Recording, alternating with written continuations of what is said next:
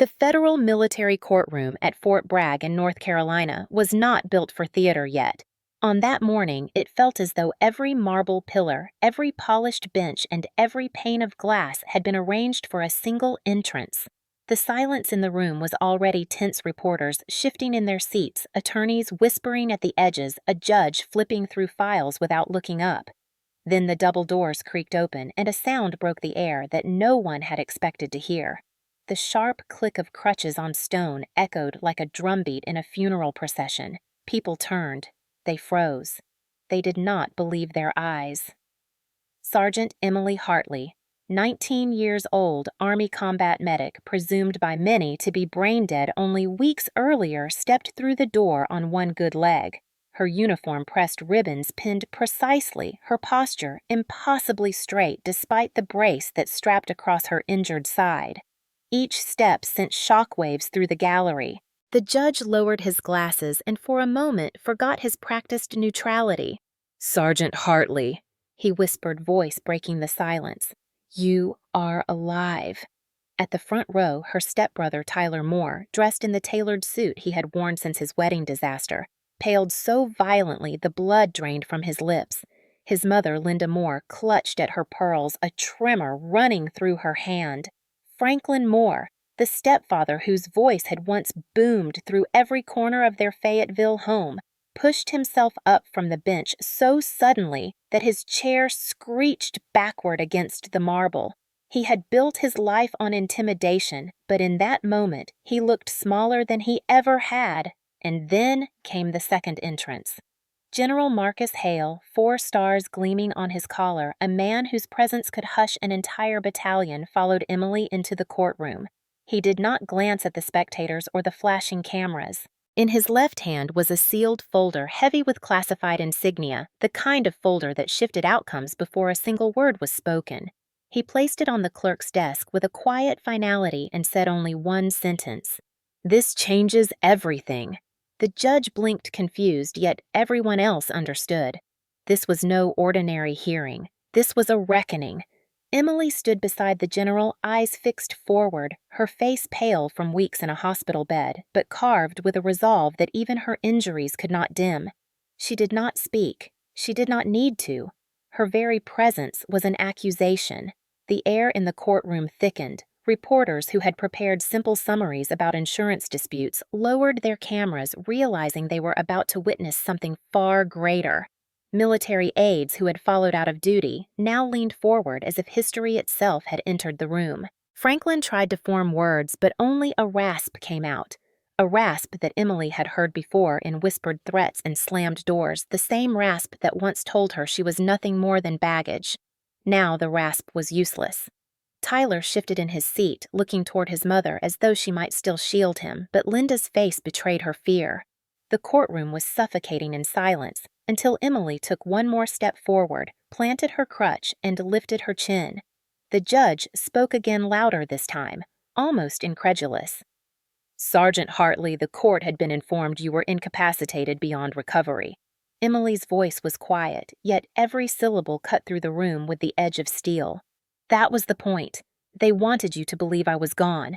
But I am here." The gallery erupted in gasps. It was not a scream, not an outburst, just a simple declaration, but it carried the weight of betrayal, survival, and defiance. In the second row, a junior officer covered his mouth with his hand, eyes wide. A legal aide whispered, "She was supposed to be in a coma."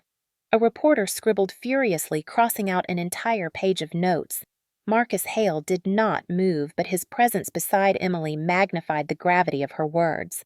The clerk's hand shook as he reached for the folder on his desk, the one marked with seals that suggested crimes not yet spoken aloud. The judge hesitated, caught between protocol and disbelief. Franklin muttered something, his words tangled in panic. Linda hissed for him to sit. Tyler stared at Emily as though looking at a ghost. For a moment, the entire courtroom was caught in that balance between silence and revelation, between the version of the story Franklin had sold to the world and the truth that had just walked in on crutches. Emily's eyes did not flinch.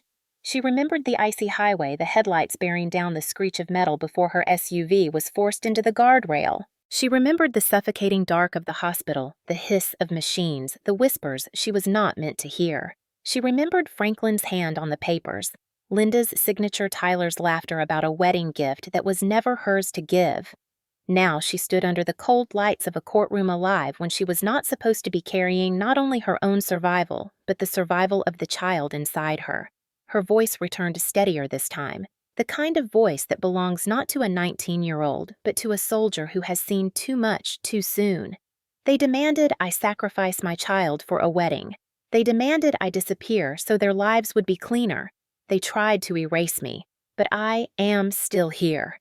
The twist landed like a hammer. A veteran in the back row whispered an oath under his breath. The judge finally raised his gavel to signal order, but it was too late. The emotional tide had already shifted. This was no longer a quiet procedural hearing. It was a battle. The opening salvo had been fired not with weapons, but with presence testimony and the courage to walk into the lion's den on one broken leg. Every person in the gallery leaned forward, hearts pounding. They did not know yet the full scope of betrayal, the forged documents, the stolen benefits, the attempt to rewrite a soldier's fate for money and reputation. But they knew enough to feel the weight of history. Emily Hartley had survived, and survival alone was already a verdict. Before the courtroom gasps and the sealed folder, there was a girl who had learned early that survival sometimes meant silence. Emily Hartley had grown up in Fayetteville, North Carolina, a town where the roar of aircraft from Fort Bragg was as common as church bells. Her earliest memories were of sand in her shoes after long afternoons at the training fields, watching soldiers march in formation and dreaming that one day she could stand among them. She was not from a family that encouraged those dreams. Her mother, Linda, had remarried when Emily was 13, bringing Franklin Moore into their lives. Franklin had once been a National Guard officer, but his career had ended in a discharge that was spoken about in whispers, never with details. What Emily knew was that he carried himself like a man cheated of glory, and he made sure everyone in the house felt his bitterness. Franklin's own son Tyler had been shielded from that bitterness. Tyler was the golden boy, the favored heir, handsome and confident, playing football at his Charlotte University, while Emily scrubbed dishes at the diner on Rayford Road to pay for her school clothes. Every holiday, the comparisons were loud. Franklin would slap Tyler on the back, boasting of his accomplishments, then glance at Emily with a sneer. "Why can't you be more like him?" he would say. Linda would sit in silence, her lips tightening, but never forming words of defense. Emily learned not to argue. She learned to hold her anger deep inside until it became fuel. By 16, she had already decided the Army would be her escape. She signed the paperwork the moment she could, and at 18, she shipped off to Fort Jackson in South Carolina for combat medic training. The first time she held a field tourniquet in her hands, she felt more power than she had ever felt under Franklin's roof. While Tyler posted photos of himself at rooftop parties in Charlotte, Emily was learning how to stop arterial bleeding in under 60 seconds. When Franklin sneered that she was wasting her life, she simply clenched her jaw and studied harder. She graduated her training in October 2023, 19 years old, the youngest in her unit to complete the combat medic course with distinction. She returned home briefly after graduation, stepping into a house that smelled of polished wood and resentment. Fayetteville was a city built on uniforms, yet in her own living room, her uniform was treated like a costume. Franklin eyed her ribbons and muttered, "Play soldier all you want. The real world is different." Linda forced a smile, tried to soften the words, but her silence was a deeper wound than Franklin's insults. Tyler came home that weekend, tossing his car keys on the counter and talking about his upcoming wedding. He was marrying Allison Davenport, the daughter of a wealthy Charlotte family, and the house buzzed with preparations. Emily noticed how Franklin's chest puffed with pride when he spoke of the marriage alliance, how Linda's eyes gleamed at the mention of Allison's family name. For the first time in months, Emily felt like a ghost in her own home. She told herself it did not matter. She had the Army. She had a future. But the truth was, she still longed in some corner of her heart for her family to see her as more than a burden. That longing made what came next feel like betrayal carved into her bones. During a routine medical exam at Womack Army Medical Center in mid-November, Emily discovered she was pregnant. She sat in the sterile room staring at the test results, her hand trembling against her uniform sleeve. The father was Ethan Rivera, an Air Force technician she had met during a weekend trip to Virginia. Their relationship had been brief tender but unfinished, and when he deployed overseas, they had drifted apart. Emily had not even told him the news yet. She decided she would start with her family. Maybe for once they would support her. She drove back to Fayetteville with the results folded in her pocket. That evening, she sat at the dinner table as Linda served roasted chicken and Franklin poured his bourbon. Tyler bragged about the guest list for his wedding, Allison's father's connections, the money spent on the venue in Charlotte. Emily waited until there was a pause, until all eyes were at least near her direction. "I need to tell you something," she said. Her voice was steady, but her heart raced. "I'm pregnant." The room froze. Franklin's glass stopped halfway to his lips.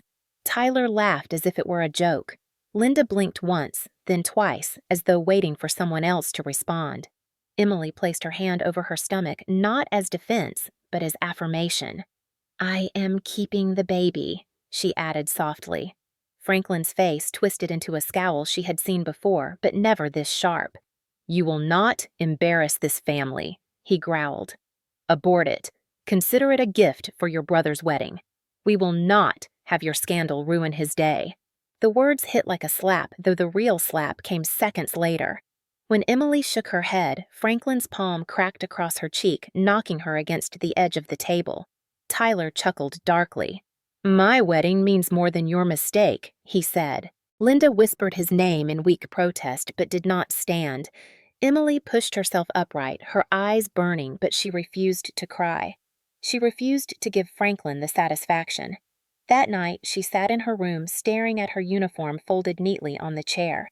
She thought about the life she carried, about the duty she had sworn to uphold as a soldier, about the years she had already fought to earn her place. And she knew with a certainty that cut through the fear that she would not bend.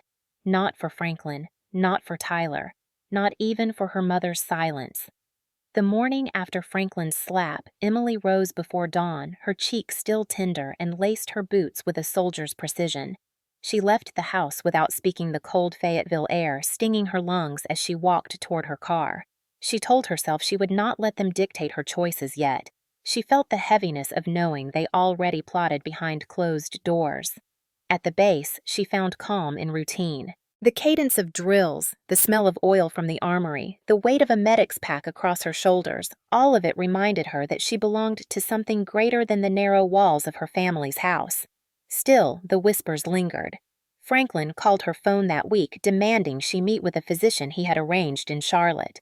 Linda left folded notes on her bed, warning her that refusal would make things worse. Tyler smirked at her whenever he saw her speaking loudly about how his fiancée deserved a perfect wedding without distractions. Emily endured it in silence, but inside, the storm gathered. She had endured years of Franklin's authority and her mother's complicity, but now the stakes were higher.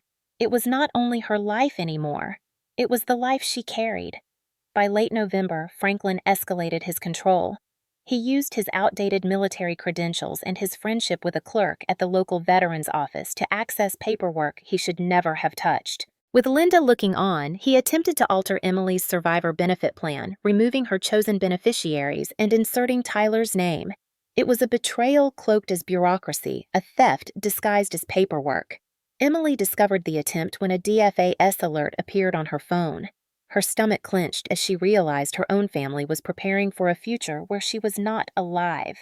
She reported the discrepancy quietly to her chain of command, but the system moved slowly, and Franklin's influence in Fayetteville stretched further than she had expected.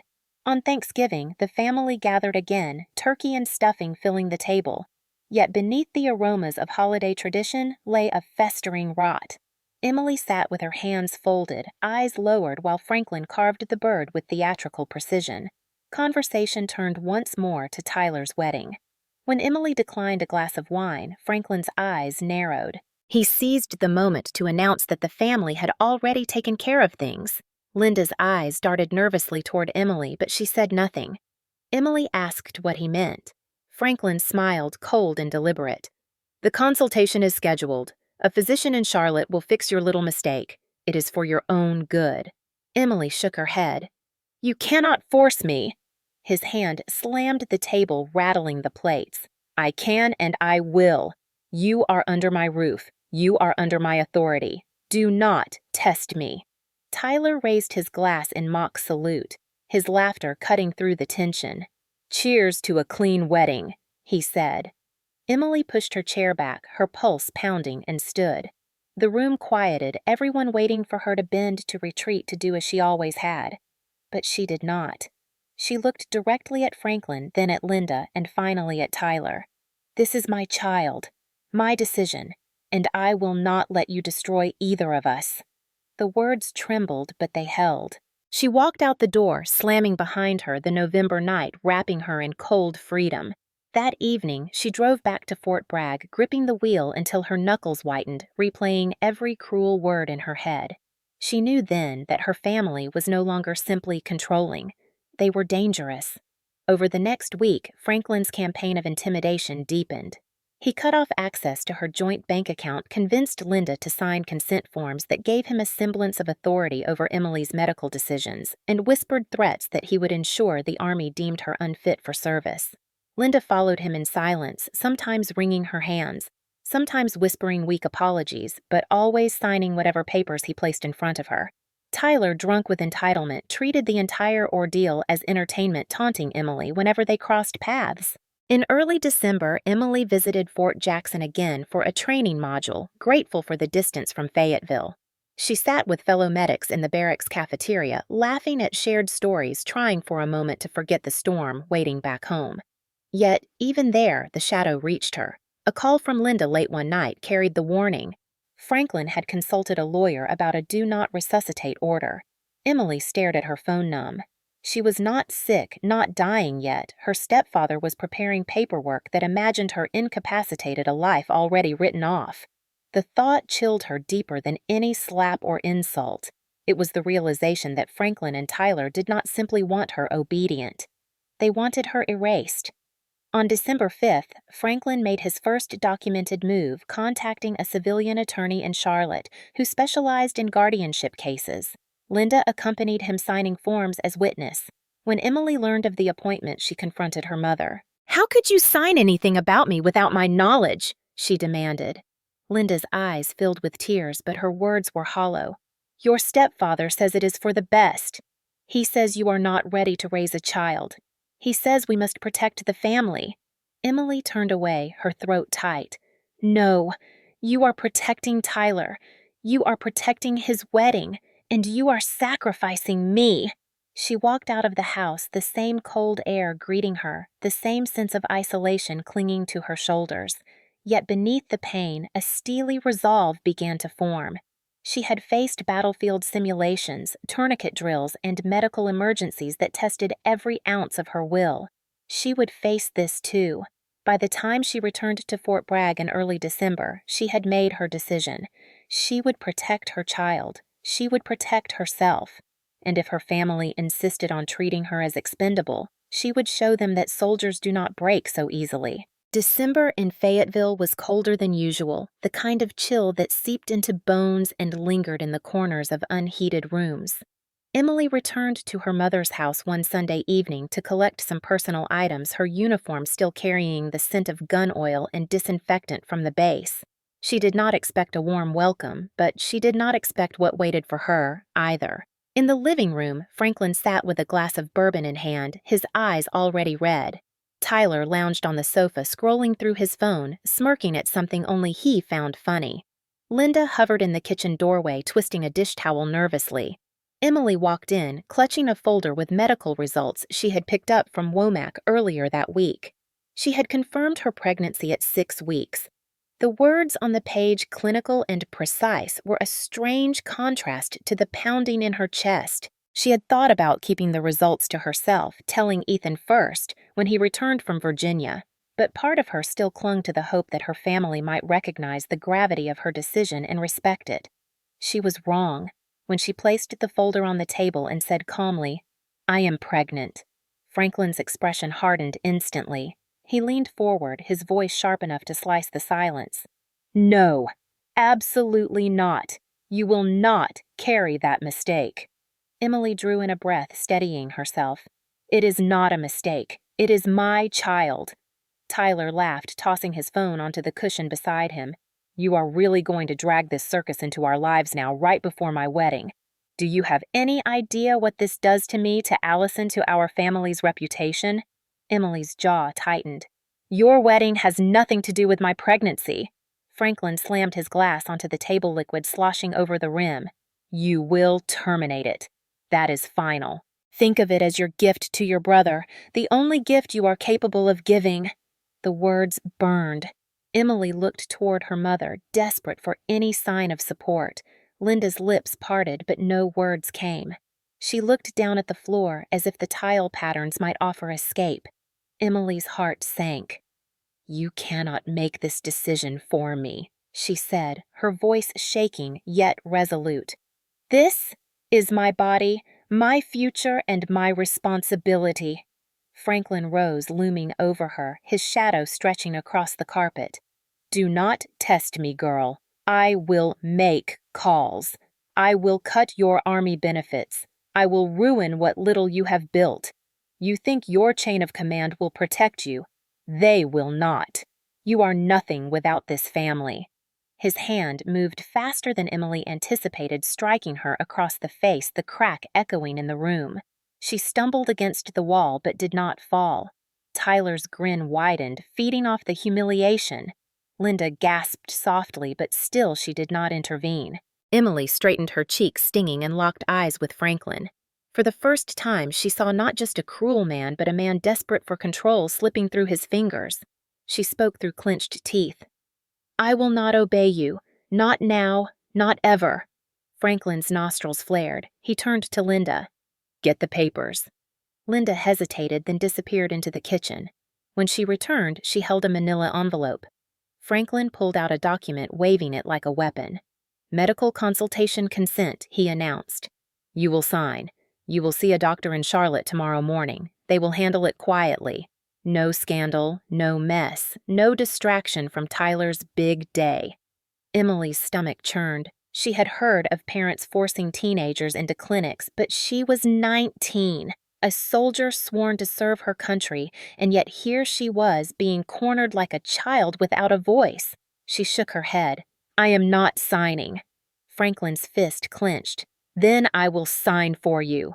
He scrawled his name angrily across the line, meant for guardian authorization, ignoring the illegality of it, ignoring her protests.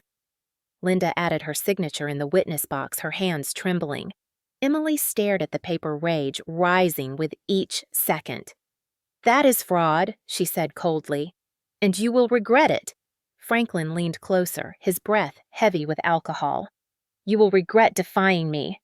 Emily grabbed her folder, turned on her heel, and walked out the front door before his hand could strike again. The cold air struck her face like freedom. She slid into her car, her hands trembling against the wheel, and sat there for several minutes, staring at the house she had once called home. Inside were people who would rather erase her existence than accept her choice. She pressed the ignition and drove toward Fort Bragg, the headlights cutting through the dark Carolina night. Her chest heaved, her cheek burned, and her resolve solidified. She would not let them decide her fate. The incident marked a turning point. It was no longer about insults or favoritism. It was about survival. Emily began keeping detailed notes, recording dates, times, and conversations in a small green notebook she carried in her medic bag. If they wanted a war of control, she would fight it with discipline. She would fight it with evidence. She had learned in training that the difference between chaos and order often came down to documentation. She wrote down everything Franklin said that night, every cruel laugh from Tyler, every silence from Linda. She tucked the notebook away as if it were a weapon. In the weeks that followed, the atmosphere grew darker. Franklin stalked her with threats, warning her that he had ways to cut her off financially. Tyler boasted to friends that his stepsister was being handled. Linda avoided Emily's eyes whenever they crossed paths. Yet through it all, Emily carried herself with the poise of a soldier preparing for battle. She knew the storm was only beginning. Emily's decision to walk out that night had drawn a line that could never be erased. Franklin did not forgive disobedience. The following week, he began pressing harder, calling her phone at all hours, leaving messages that oscillated between threats and false promises. "Do this quietly, and I will make sure the army does not hear a word," he said in one recording. "Defy me, and you will lose everything." She stopped answering. She knew enough to save the voicemails, storing them alongside her notebook entries. Each day at Fort Bragg, she carried out her duties with calm focus, treating minor injuries in the training fields, checking supplies, and running drills. Yet in the back of her mind, she knew the real battle was brewing not overseas, but in her own home. On December 10th, she was scheduled to drive from Fort Jackson back toward Fort Bragg after completing a week-long refresher course. The winter sun had already dipped when she loaded her duffel into her SUV. The highway stretching long and lonely ahead. She rolled down the window slightly, letting the cool air keep her awake, and tried to push Franklin's voice from her thoughts.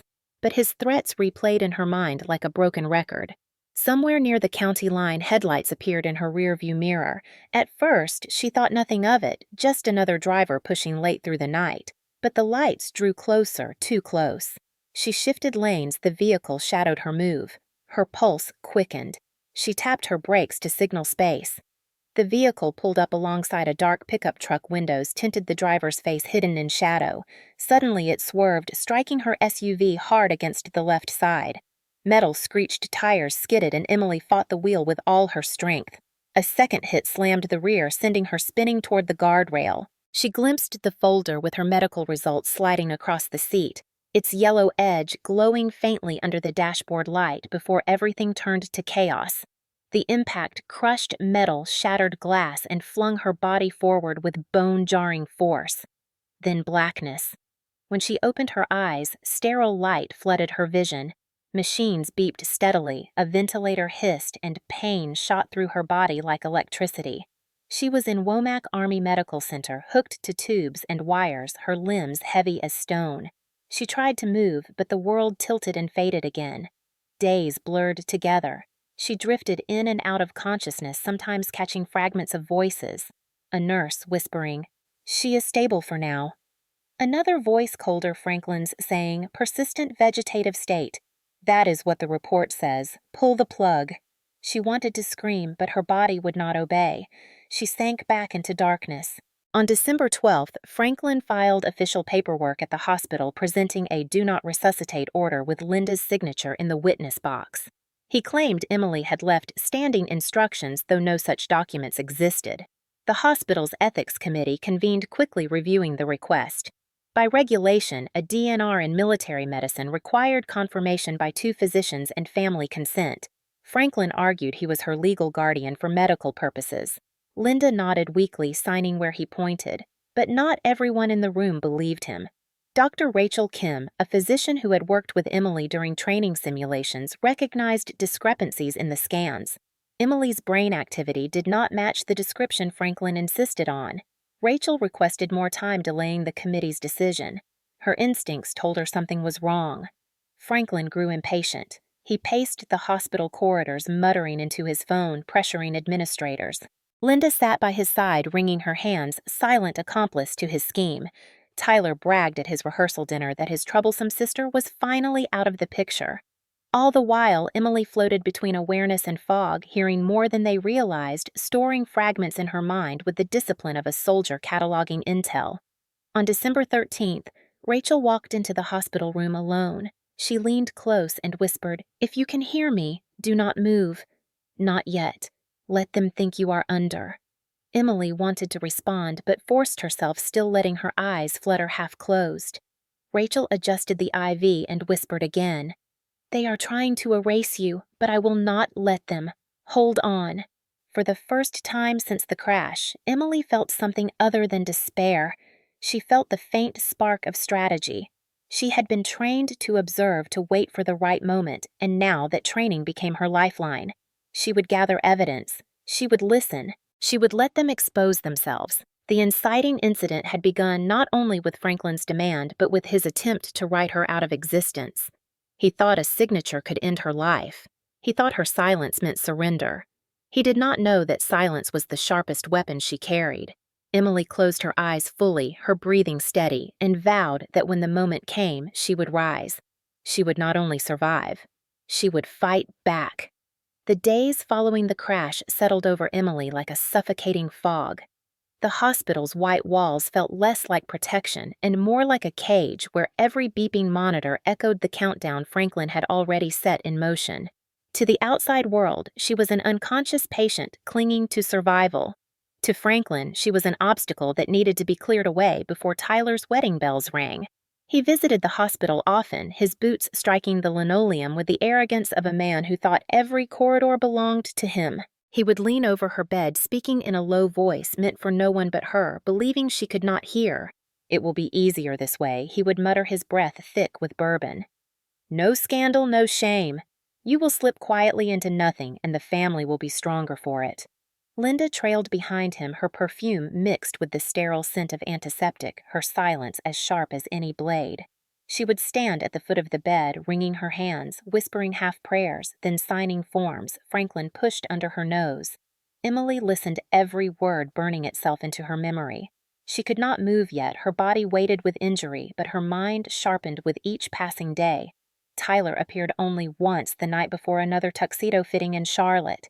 He leaned over her, smirking, and whispered, "Do us all a favor and stay gone. My wedding deserves better than your pity act." His cologne lingered after he left, sickly sweet, a reminder that he was free to strut through life while she lay bound to machines.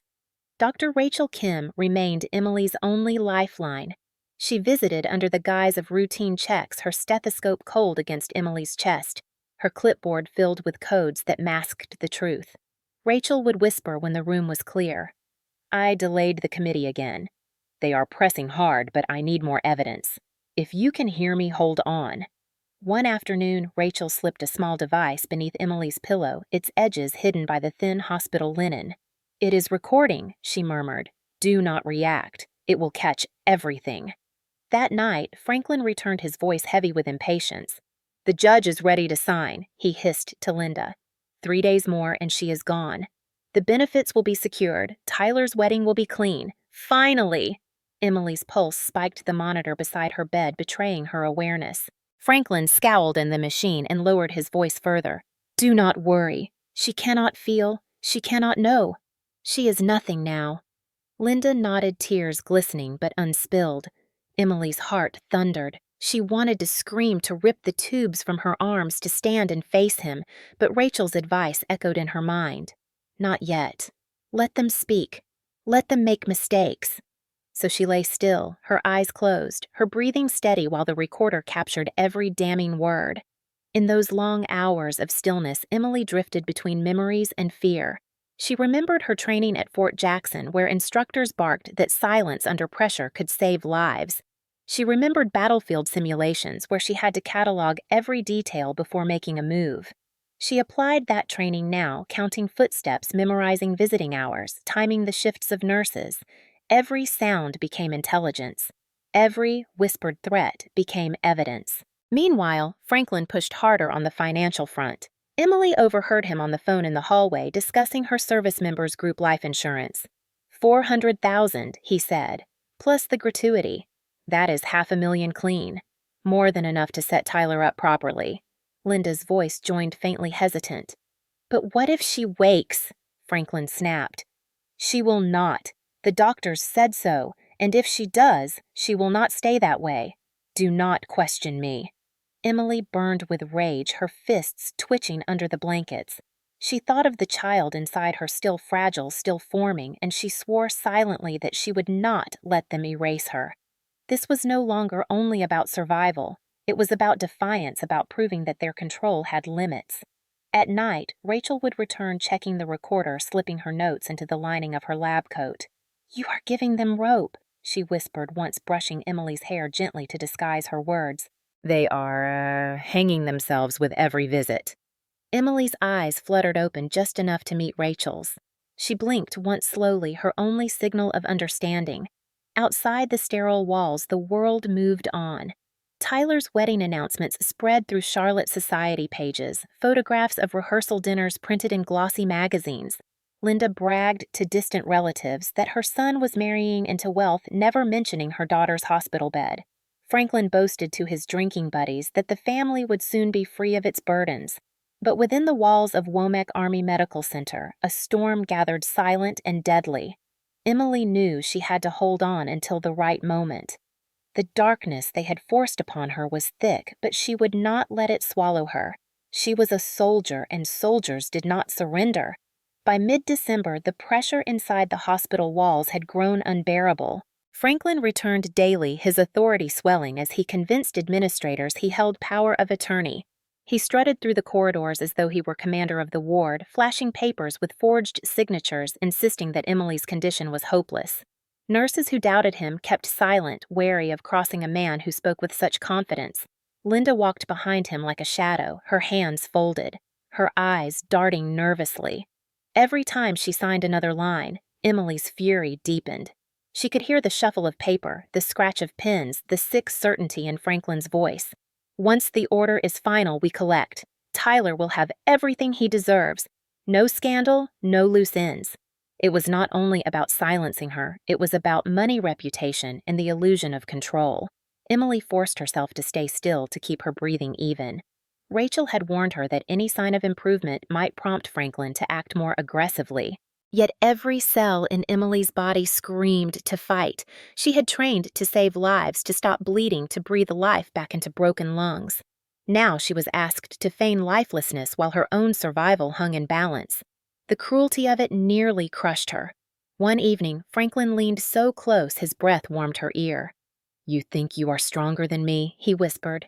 "You think your army badge makes you someone. But in this room you are nothing. I hold the pen. I hold your life." He chuckled a sound that had haunted her childhood. "And soon enough, you will be gone."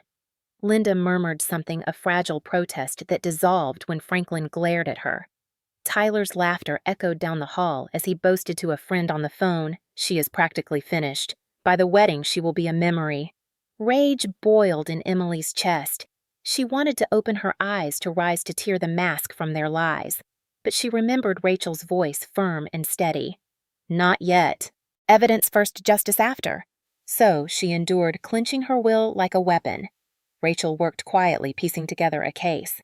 She gathered Franklin's forged documents, cross-checked medical logs, and recorded every suspicious signature.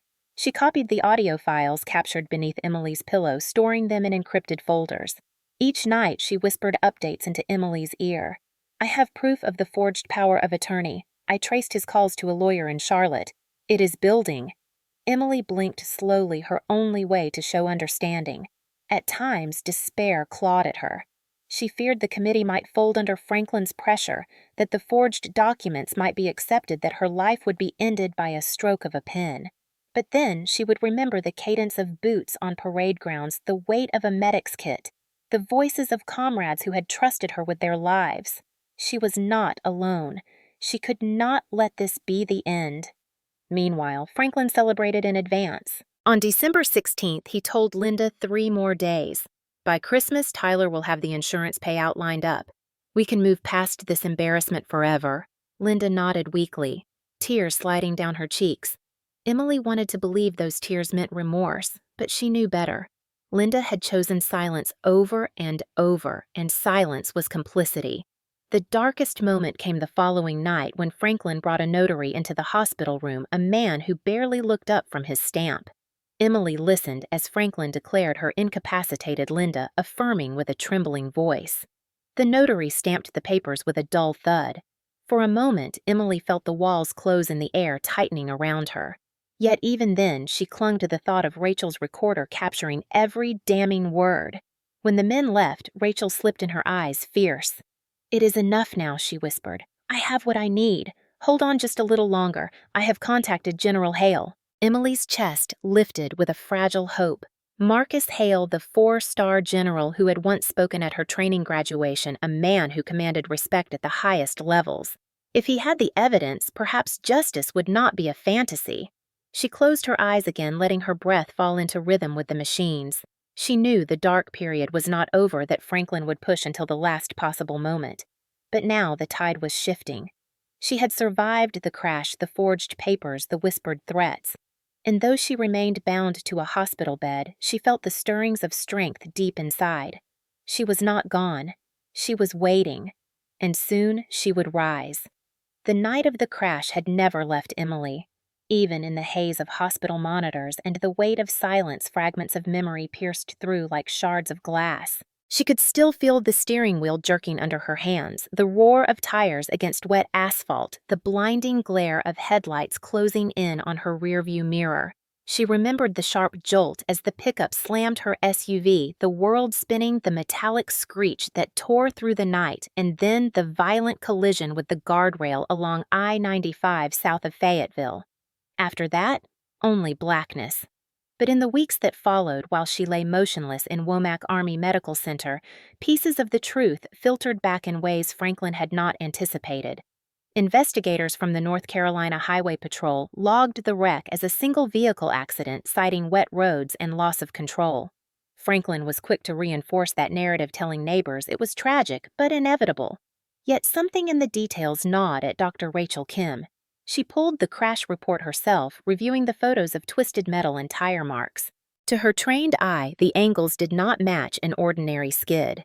The grooves suggested deliberate impact, the kind of collision caused when one vehicle forces another. Rachel shared her suspicion with a trusted colleague, quietly noting that Emily's SUV had been pushed at least twice before hitting the guardrail. Franklin continued his theater. He presented himself at the hospital as the grieving father figure burdened with impossible choices. He filed the DNR paperwork with rehearsed sadness, shaking hands with committee members, insisting he only wanted what was best for his stepdaughter. Behind the mask, however, he was maneuvering with ruthless precision. He contacted a life insurance liaison, inquiring how soon service members' group life insurance could be processed if death was certified. He reached out to a Veterans Benefits office about the $100,000 death gratuity that followed line-of-duty fatalities. He even began boasting to Tyler that $500,000 would soon be in their accounts. Tyler absorbed it like entitlement, barely masking his glee. Emily, though outwardly comatose, caught fragments of these conversations. She heard Franklin's boots near her bed, his hushed voice rehearsing lies about her prognosis. She heard Linda's uncertain tone when asked to co-sign documents, always ending with the scratch of her pen. And once late at night, she caught Tyler bragging over the phone to a friend that by the time the wedding began, she would be nothing more than a footnote. Each word was acid in her ears, but she forced her body to remain still. Rachel had placed the military recorder under her pillow, and Emily understood the trap was being set. If Franklin wanted her gone, he would speak freely, and the device would collect every damning syllable. On December 12th, Franklin arrived with a new urgency. He spoke in clipped tones to Linda. "The ethics committee meets again tomorrow. Once they confirm we can finalize everything. Tyler's wedding will not be tainted by this circus." Linda whispered, "But what if she improves?" Franklin's reply was immediate, sharp. "She will not, and if she does, I will make sure the paperwork stands." Emily's pulse quickened, the monitor betraying her awareness. Franklin frowned at the machine and lowered his voice further. "Do not worry. She cannot feel. She cannot know." He was wrong. Emily knew. She cataloged every word, every lie, every attempt to reduce her existence to a signature, and as the hours passed, her determination solidified. Rachel's investigation deepened. She discreetly contacted General Marcus Hale, forwarding copies of the altered medical authorizations and noting the inconsistencies in Franklin's claims. Hale, a decorated 4-star with connections to the Judge Advocate General's Corps, did not hesitate. He instructed Rachel to preserve every piece of evidence, no matter how small. He promised that once enough was gathered, the Army's legal system would intervene. Franklin had no idea the walls were closing in. He grew careless, speaking louder, boasting to Linda about how quickly the insurance payout would come. $400,000 from SGLI, he said one night, believing Emily was deaf to his words. Plus the death gratuity. $500,000. Tyler will start his marriage without financial worry, worth every bit of trouble. Linda murmured uneasily, "But it is blood money." Franklin silenced her with a glare. "It is survival. And it is already done." Emily clenched her jaw beneath the mask of stillness. She wanted to scream at her mother to demand why she never defended her, why she signed away her daughter's rights with trembling hands. But she knew silence was her only shield. The conspiracy was unfolding faster than even Rachel had expected. Forged signatures, altered beneficiaries, a fabricated DNR order, and a staged accident that police had brushed aside. It was not simply abuse anymore. It was attempted murder dressed in bureaucracy. On December 13th, the Ethics Committee met Franklin pressing his case with oily charm. Rachel stood firm, pointing out discrepancies in Emily's brain activity scans, noting that no two physicians had agreed on a vegetative state. She urged delay, citing military protocol. The committee hesitated, swayed by her expertise, and postponed a final decision. Franklin stormed out, muttering threats under his breath. That night, he returned to Emily's bedside, his rage barely contained. "You should have slipped away quietly," he whispered. "Instead, you drag us all through this misery, but soon it will be over." Emily kept her eyes closed, her breathing steady, even as her blood pounded in her ears. The recorder captured every word. Rachel retrieved the device the next morning, her face grim but determined. "It is enough now," she whispered as she adjusted Emily's IV. "We have their voices. We have their signatures. General Hale will move soon." For the first time since the crash, Emily felt a spark of hope pierce the darkness. The accident had been their attempt to erase her, but it had become the foundation of their downfall. By the week before Christmas, Franklin's confidence had swelled to the point of arrogance. He strutted through Womack Army Medical Center, as though the corridors belonged to him, greeting staff with a feigned sadness that fooled only those who did not know his history. To administrators, he portrayed himself as a weary guardian making the hardest decision of his life. To Linda, he was a commander issuing orders she dared not resist. To Tyler, he was a benefactor promising money and a spotless wedding. But to Emily, trapped in stillness, he was a predator fatally overconfident.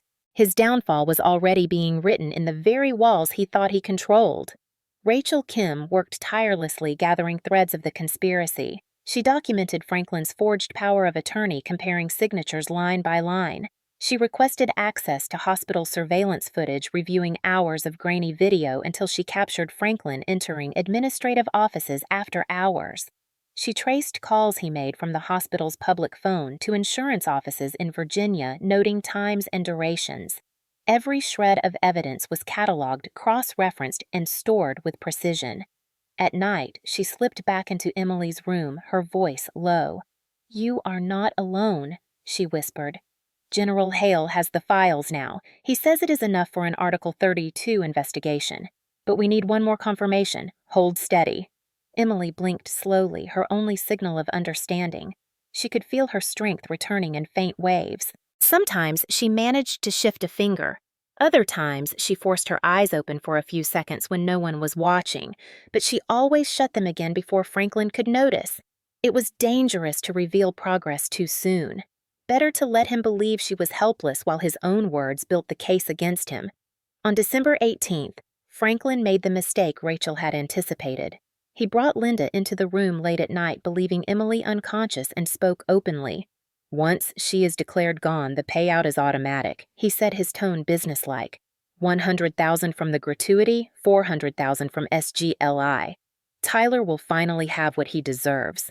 This nuisance will be finished. Linda's voice trembled. "But she is my daughter." Franklin's reply was sharp, cutting through the room. "She is a liability. She chose to disgrace this family. Now she pays the price." Rachel's recorder captured it all, every cold word, every reluctant sigh. The next morning, Rachel removed the device, concealed it under her coat, and sent the files directly to General Hale. The general listened, his jaw tightening with each second. He had heard many stories of abuse within families of service members, but rarely had he encountered one so entwined with fraud and attempted murder. He knew the case had crossed into criminal territory that demanded swift action. By December 20th, the Judge Advocate General's Corps had quietly opened an Article 32 investigation. Franklin had no idea he was under scrutiny. He continued pressing the Ethics Committee to finalize the DNR order, convinced that his forged papers and intimidating presence would carry the day. He called Tyler to boast. "By Christmas it will be settled. She will be gone and you will have your clean wedding." Tyler laughed on the other end, his voice carrying clearly in the hallway. "Finally. I was tired of pretending she mattered." Franklin grunted in satisfaction. Emily heard every word. The rage nearly broke her composure, but she forced herself still. Each insult, each boast, each betrayal was fuel. She imagined herself as a medic under fire, pinned down, but waiting for the right moment to move. Patience was survival. Rachel checked in once more, her face grim but resolved. "We are close," she whispered as she adjusted Emily's monitors. "General Hale is preparing an emergency injunction under UCMJ Article 138. That will stop them from pulling the plug. You only need to hold out a few more days." Emily let a tear slide down her cheek, the first visible sign of emotion since the crash. Rachel caught it, squeezed her hand, and whispered, "That is enough. That tells me you are still fighting." Meanwhile, Tyler's wedding machine rolled forward in Charlotte. Invitations had been sent, venues decorated, photographers booked. Allison Davenport's wealthy family had spared no expense, their reputation tied to the illusion of perfection. Tyler paraded through fittings and rehearsals, grinning for cameras, while behind the scenes he mocked his stepsister's condition. He told groomsmen she was as good as buried, laughing at the timing of her accident. The conspiracy was complete in his mind, the money already his, the nuisance already erased. But Emily was not gone. She lay silent in her hospital bed, her will sharper than ever. She could almost feel her body responding, now muscles twitching, breath stronger. She clung to Rachel's promise that justice was near. She pictured the courtroom, the uniforms, the general's presence. She pictured Franklin's face when the truth emerged. That image sustained her through the darkest hours. On December 22nd, the call finally came. Rachel leaned over her, whispering urgently, "It is done. General Hale filed the injunction. They cannot touch you now. The judge signed it an hour ago. You are safe." Emily closed her eyes, fully relief flooding her. For the first time since the crash, she allowed herself to imagine survival not only as possibility but as destiny. The accident had been meant to silence her forever, but instead it had become the catalyst for the unraveling of every lie Franklin had spun. The injunction signed on December 22nd marked the first real crack in Franklin's fortress of control. He did not know yet that the ground beneath him was collapsing, but Rachel Kim and General Marcus Hale knew time was precious. They had managed to halt the DNR order, but if Franklin suspected an investigation, he would close ranks, destroy evidence, and perhaps attempt something more drastic. The plan had to be careful, thorough, and silent until the hammer could fall. General Hale arranged for a JAG officer, Captain Daniel Reeves, to take lead on the Article 32 investigation. Reeves was young but relentless, a man known for dissecting fraudulent claims with surgical precision. He traveled from Washington to Fort Bragg under the guise of routine oversight, but in his briefcase were copies of Rachel's recordings and Franklin's forged documents. His first step was to secure the hospital logs. He met Rachel late one evening in her cramped office, the hum of fluorescent lights masking their hushed voices. She handed him a flash drive, her fingers trembling slightly. "This is everything I have," she whispered. "Audio files, surveillance clips, signatures. He believes she is still helpless. That arrogance is his weakness." Reeves nodded, his expression grim. "It will be enough, but we need corroboration from official systems. If he faked a power of attorney, there will be a trail." Over the next days, Reeves combed through DoD databases, cross-referencing Franklin's submissions with Emily's official records. He discovered discrepancies immediately. Emily's actual power of attorney listed no such authority for Franklin. The forged documents carried subtle but fatal flaws, including outdated notary stamps and mismatched handwriting samples. Reeves secured statements from 2 administrators Franklin had bullied each, recalling how he had waved papers at them and barked about family rights. One admitted he had signed off only to avoid confrontation. These testimonies, combined with Rachel's audio files, painted a picture not of a grieving stepfather, but of a man orchestrating fraud at every level. Meanwhile, Rachel continued her role inside the hospital. She visited Emily daily, updating her in whispers. "The JAG team has your files now. They found the altered beneficiaries. Franklin tried to switch your survivor benefit plan to Tyler, but the system logged his access attempt. They have him, Emily. Just hold on." Emily blinked once, slow and deliberate, her way of telling Rachel she understood. Each day she regained a little more control, a twitch in her fingers, a shift in her eyes, enough to reassure Rachel that the soldier inside was still fighting. Franklin remained oblivious. He grew louder in his boasts, telling Linda that the process was nearly over, that by New Year's Eve the benefits would be theirs. Tyler echoed his father's arrogance, calling friends to brag that his wedding would proceed without scandal. Allison Davenport's family, suspicious of the whispers surrounding Emily's accident, pressed Tyler for answers. He lied easily, insisting Emily had always been troubled, that the Army was simply covering up her mistakes. His confidence blinded him to the storm about to break. General Hale convened a discreet strategy meeting on December 27th, 3 days before the wedding. Reeves presented the evidence: forged documents, altered beneficiaries' insurance inquiries, and most damning, the audio recordings. Hale listened in silence, his hands clasped behind his back. When the final clip played, Franklin's voice describing Emily as nothing, now Hale's jaw tightened. "That is enough," he said. "We will not allow this to continue." He authorized an emergency Article 138 action citing unlawful command influence and fraudulent representation. The injunction prevented Franklin from pulling the plug, but Hale wanted more. He wanted a courtroom reckoning. Reeves drafted motions for a military judge at Fort Bragg requesting a hearing to review the evidence. Civilian authorities were alerted as well, but the Army insisted on handling the case under UCMJ because of Franklin's fraudulent use of military channels. The coordination was delicate.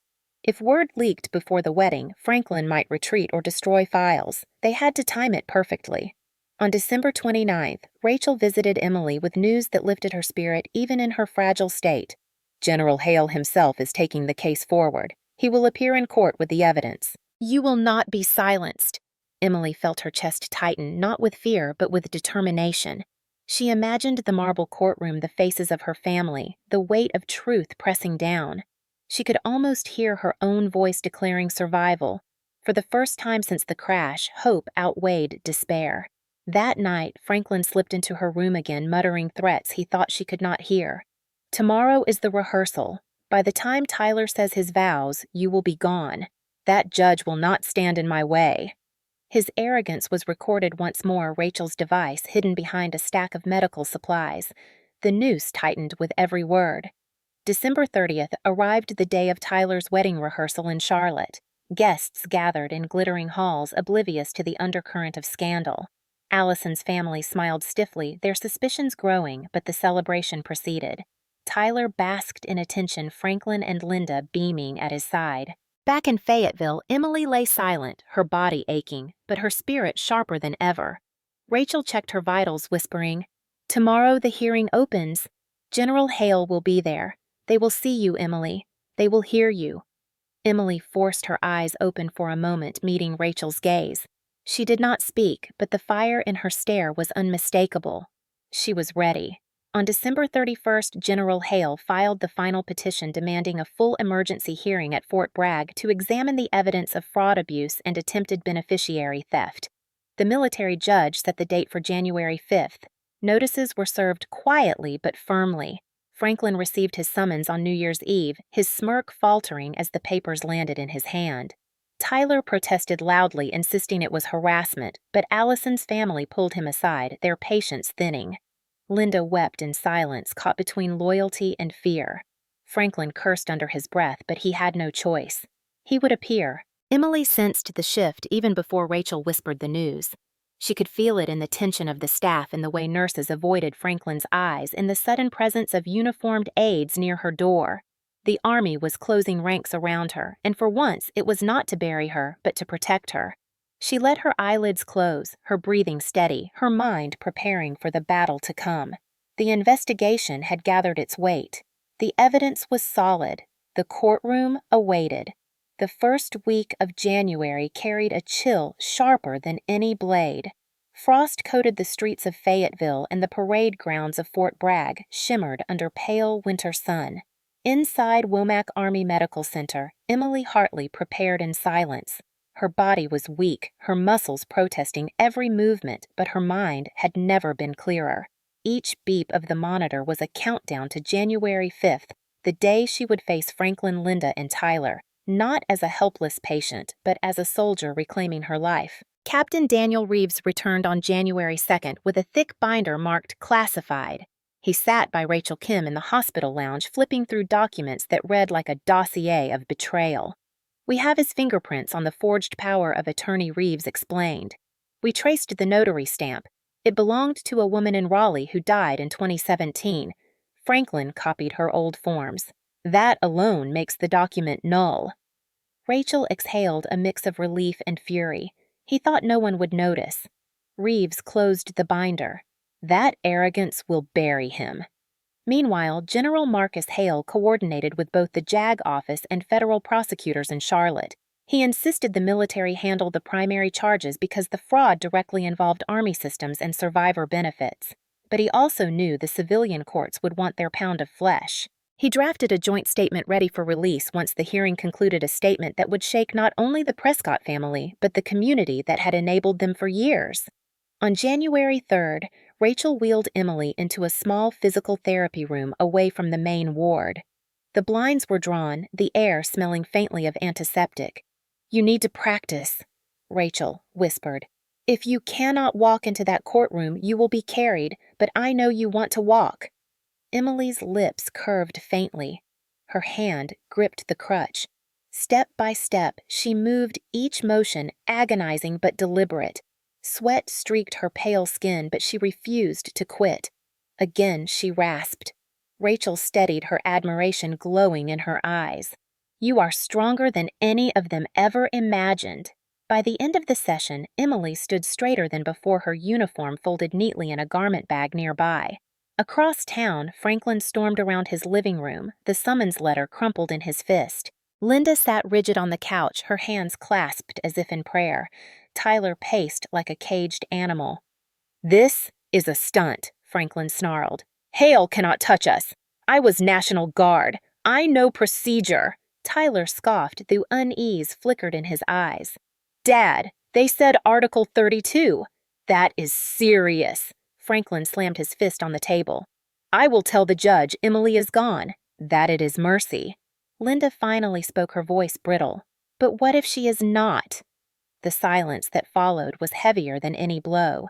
January 4th arrived with a cold rain that slicked the courthouse steps in Fayetteville. Journalists had caught wind of rumors. A soldier in a coma, a disputed DNR, whispers of insurance fraud. Local stations began circling, though no official confirmation had been given. Franklin barked at reporters on his lawn. Tyler sneered at neighbors who stared, and Linda shut the blinds tight. But behind closed doors, panic gnawed at them. Franklin called an old acquaintance at the county clerk's office, hoping to lean on connections. The man hung up after 5 words. "You went too far, Frank." Back in the hospital, Emily received her final briefing from Captain Reeves. He laid out the sequence like a battle plan. "The judge will open with the injunction. Hale will present the forged documents and the recordings. Dr. Kim will testify to your responsiveness before the DNR was filed. Your role is simple. Be present. Your survival itself is testimony." Emily closed her eyes, steadying her breath. "I will speak," she whispered. Reeves hesitated. "Are you certain your voice is weak?" Emily's eyes snapped open. "Weak does not mean silent." Reeves nodded. "Then we prepare for that." That night, Rachel smuggled in a small mirror so Emily could see herself in uniform. Emily studied the reflection. Pale cheeks, bruises fading into yellow, a frame leaner than before. But the uniform still fit, the ribbons still shone. She traced the combat medic insignia with one finger. "They thought I was gone," she murmured. "They tried to erase me." Rachel placed a steadying hand on her shoulder. "Tomorrow, you show them what erasure looks like when it fails."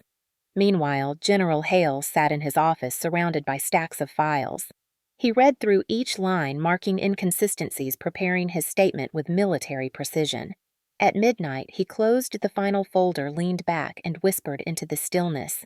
"Tomorrow, Emily. Tomorrow the truth walks in with you."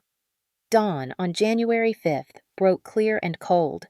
Soldiers in pressed uniforms lined the corridors of Fort Bragg's military courthouse. Reporters clustered beyond the gates, barred from entering but buzzing with anticipation.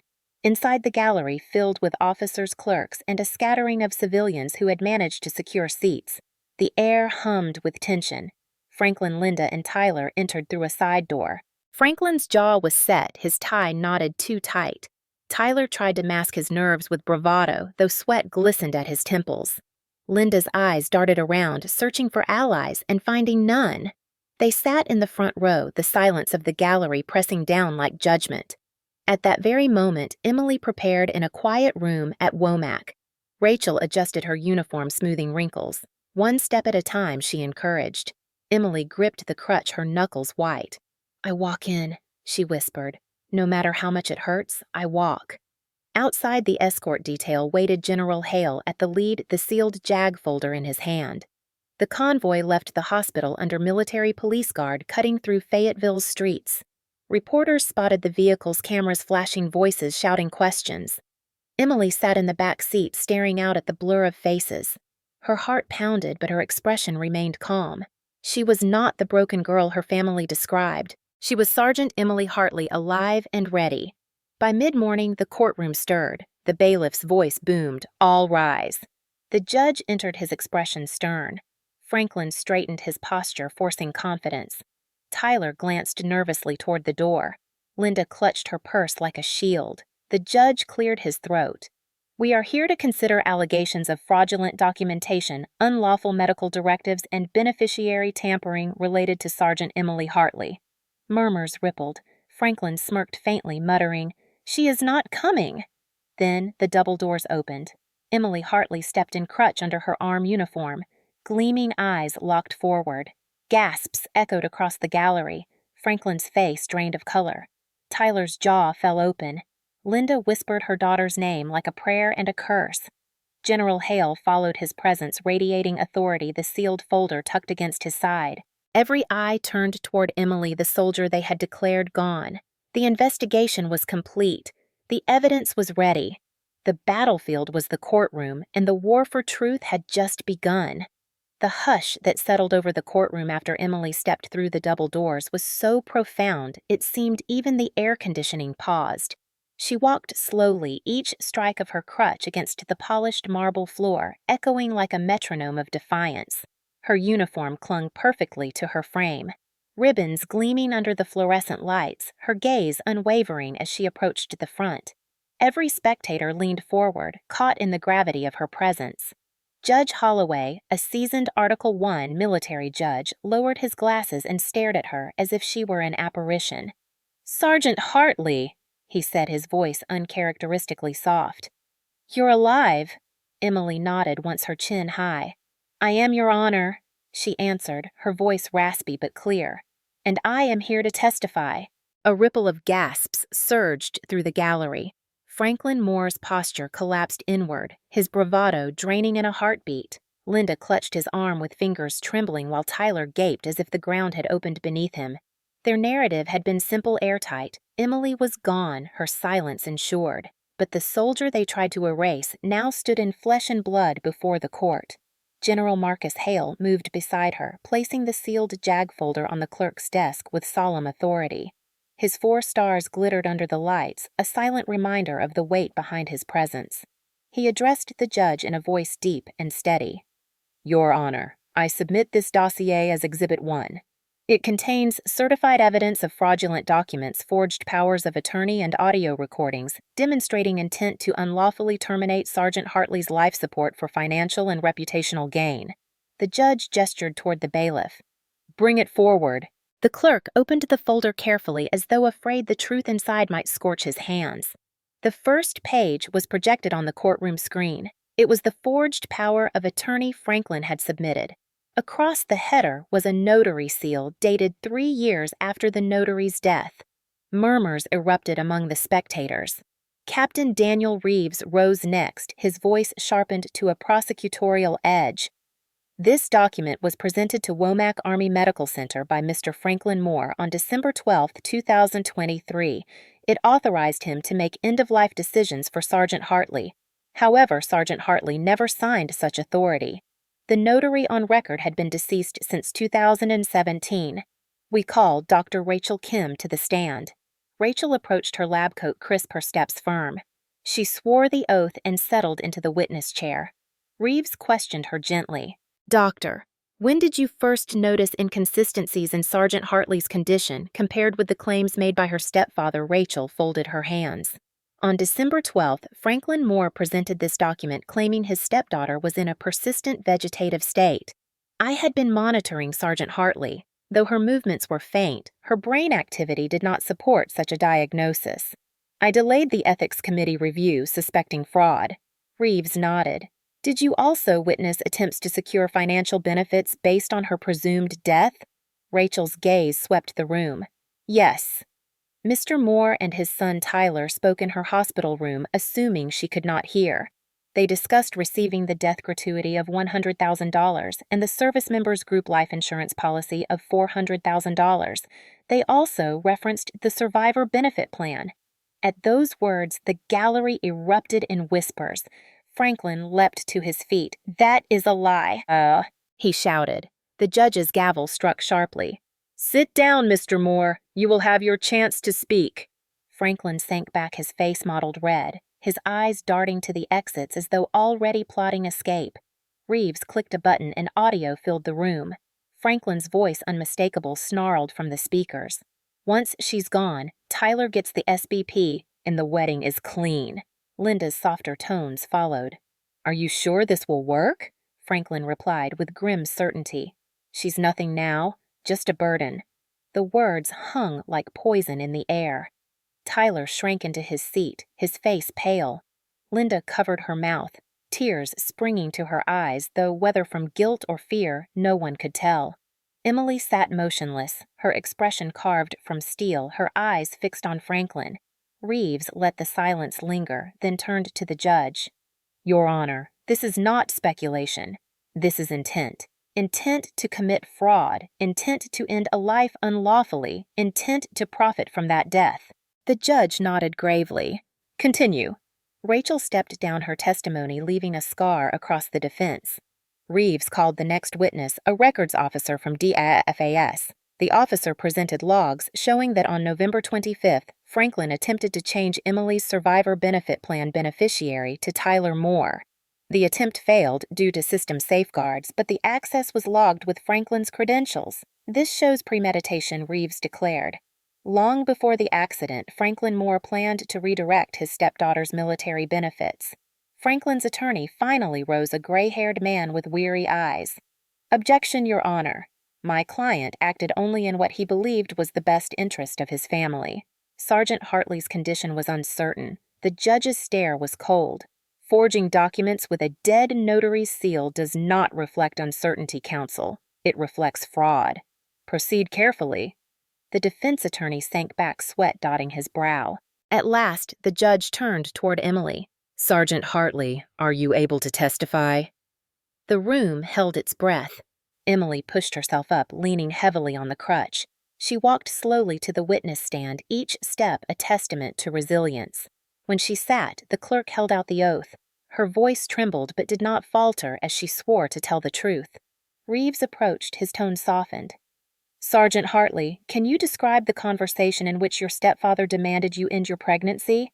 Emily's throat tightened, but she forced the words out. It was November 20th. He told me to abort my baby as a wedding gift for my stepbrother Tyler. He said my pregnancy was a stain that would ruin the ceremony. My mother did not object. Tyler laughed. Her voice cracked on the last word, and gasps rippled again. She steadied herself, gripping the armrest. When I refused, he struck me. He told me the army would cut me off, that I would regret standing against him. Later, I discovered my benefits had been tampered with. He wanted me erased not only from his house, but from existence. Her words carried across the courtroom, raw and unvarnished. Franklin shot to his feet again, his voice breaking. She lies. She has always been a liar, but the audio had already betrayed him and the documents confirmed his hand. His denial rang hollow. The judge's gavel cracked once more. Mr. Moore, another outburst, and you will be removed. Emily's eyes burned into Franklin. You demanded I kill my child for Tyler's wedding. You tried to silence me with your fists, with forged papers, with lies. But I survived. I remember every word. The gallery was silent, electrified. The emotional pendulum swung violently, shock, anger, sympathy, admiration pulling every listener deeper. The case was no longer just legal, it was moral. The soldier they dismissed had become the voice of judgment. The judge leaned forward, his expression unreadable. "This court will recess for 15 minutes, he declared, gavel striking. "When we return, we will hear from the defense." As the bailiff called for order, Franklin slumped in his chair, his face pale, his shoulders sagging. Linda stared at the floor. Tyler shifted uneasily, the weight of scandal pressing on him. Emily rose from the stand, her crutch steady beneath her arm, her eyes never leaving her stepfather. The battle was far from over, but the tide had turned. When the court reconvened after recess, the atmosphere had shifted. The first half of the session had gutted Franklin's credibility. The spectators returned whispering among themselves, reporters scribbled furiously, and even the bailiff's posture seemed stiffer as though sensing history being written. Emily sat upright, crutch by her side, her presence a living contradiction to every claim her family had made. The judge gestured to the defense attorney. "You may proceed." The attorney rose slowly, his voice careful, almost pleading. "Your Honor, the Moores are not criminals. They are a family struggling with tragedy." Mr. Moore acted under immense stress. His judgment may have been flawed, but his intent was compassion. A murmur rippled through the gallery, disbelief palpable. Franklin straightened his shoulders, clinging to the words like a drowning man to driftwood. The attorney pressed on. "As for the financial matters, mistakes happen. Logging into accounts misunderstandings about beneficiary forms, it does not prove malice. It proves confusion." Captain Reeves rose immediately. "Confusion does not explain a notary who died 6 years ago. Confusion does not explain audio recordings where Mr. Moore speaks of a clean wedding and profit from death. Confusion does not rewrite the truth." The judge held up a hand. "The defense may call witnesses." The attorney hesitated before calling Tyler Moore to the stand. Tyler swaggered forward, attempting bravado. His tailored suit was sharp, his hair immaculate, but his eyes betrayed nervous energy. He swore the oath and sat tapping his fingers against the rail. "Mr. Moore," the attorney began, "did your father ever tell you he intended to harm Emily?" Tyler shook his head quickly. "No. He just wanted what was best for everyone. Emily. She was always difficult, always rebellious. She embarrassed our family." Reeves stepped forward for cross-examination. "Difficult? You mean she chose to serve in the army while you planned your wedding? She risked her life in uniform while you risked nothing." Tyler bristled. "That's not what I said." Reeves' eyes narrowed. "On December 18th in Emily's hospital room, you were recorded saying, 'Once she's gone, we can move forward clean.' Was that compassion, Mr. Moore? Or was that greed?" Tyler's face drained of color. He stammered, I was repeating what my dad said. "I didn't mean—" "Answer clearly," Reeves pressed. "Were you expecting to gain financial or social benefit from Emily's death?" The silence stretched. Tyler's mouth opened, then closed. His eyes darted toward Allison Davenport, seated stiffly in the gallery, her parents glaring at him with thinly veiled disgust. Finally, he whispered, "I didn't think she'd survive." The courtroom erupted in gasps. Allison rose abruptly and stormed out, her parents following. The sound of her heels striking the floor was louder than any gavel. Tyler's shoulders sagged. The golden boy's shine had dulled in a single sentence. Reeves' voice sliced through the tension. "So you admit under oath that you expected her death and moved forward as though it were inevitable?" Tyler muttered yes. Nothing further, Reeves declared. The defense attorney paled. His case was crumbling witness by witness. He turned toward Linda, but she shook her head violently, refusing to take the stand. Franklin glared at her, but she would not move. Finally, with resignation, Franklin himself rose. The oath barely left his lips before his voice thundered across the room. "This is a sham. My stepdaughter has always despised me. She twisted every word I ever said. I never tried to harm her. I tried to protect this family from disgrace." Reeves approached slowly like a predator circling prey. "Protect. Let us review your idea of protection." He held up a document. "On November 25th, you logged into DFAS to redirect Emily's survivor benefit plan.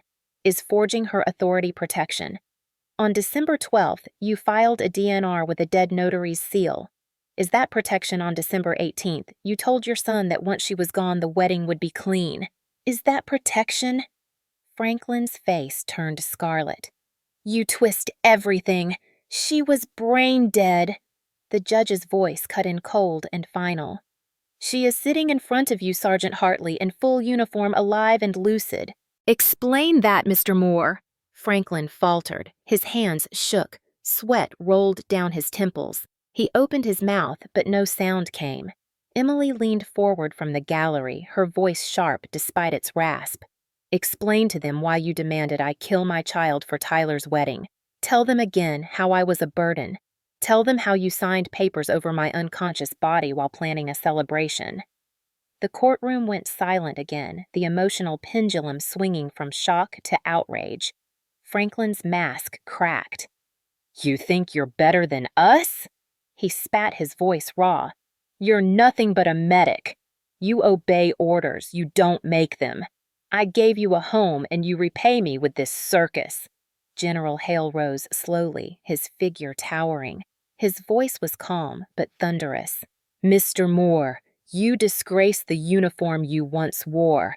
You disgrace the oath of every soldier who has ever bled for this country. Sergeant Hartley is not nothing. She is the embodiment of resilience you tried to crush. And now you answer for it. The gallery erupted in applause before the judge's gavel restored order. Silence. Judge Holloway barked, though even his eyes burned with suppressed fury. Reeves turned back to Franklin. No further questions. Franklin slumped into the chair, defeated. The defense attorney lowered his head papers, trembling in his hands. There was nothing left to salvage. The judge glanced at the clock. We will recess until tomorrow morning. Closing arguments will be heard then. The jury will deliberate. As the court emptied, Emily remained seated, her gaze never leaving Franklin. He avoided her eyes, staring instead at the floor. Tyler stood frozen, his world collapsing. Linda shuffled out behind them, her face gray. Rachel leaned close to Emily, whispering, They're cracking. One more day, and the verdict is yours. Emily nodded faintly, exhaustion etched across her features, but inside her chest a storm still raged. Tomorrow she would finish it. The next morning dawned sharp and clear, the January air cutting like glass. By the time the bailiff called the courtroom to order, the gallery was packed tighter than before. Soldiers in uniform filled the benches. Veterans leaned on canes, local civilians craned for seats, and reporters jostled at the back. The whispers ran like an undercurrent today would decide whether justice could stand against betrayal inside a family. Emily Hartley sat at the front, her uniform freshly pressed her crutch steady at her side. The bruises had not yet faded, but her posture was tall, her eyes unwavering. Across from her, Franklin shifted uncomfortably, his jaw tight. Tyler's hands twitched in his lap. Linda clutched a handkerchief as if it were a lifeline. Judge Holloway cleared his throat. This court will now hear closing arguments. Captain Reeves rose first, his voice sharp and deliberate.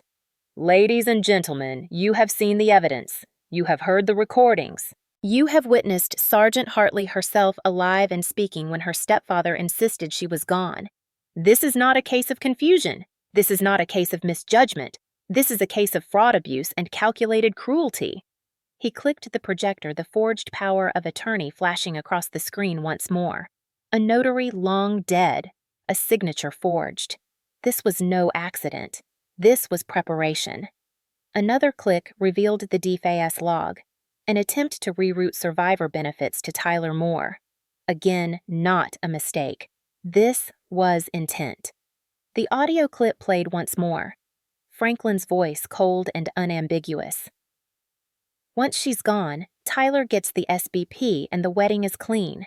The silence that followed was deafening. Reeves let the words hang before continuing.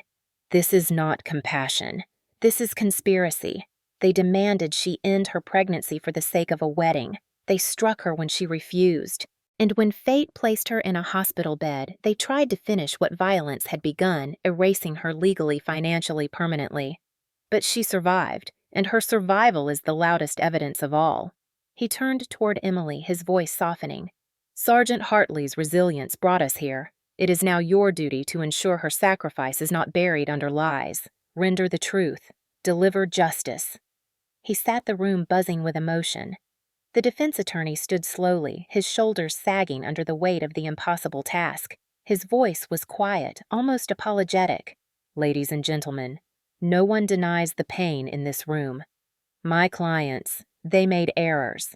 They panicked. They believed Emily was lost and sought to move forward the only way they knew. Was it right? No. But is it criminal intent beyond a reasonable doubt? I submit it is not." He gestured weakly toward Franklin. A father flawed desperate trying to hold a family together. Toward Tyler.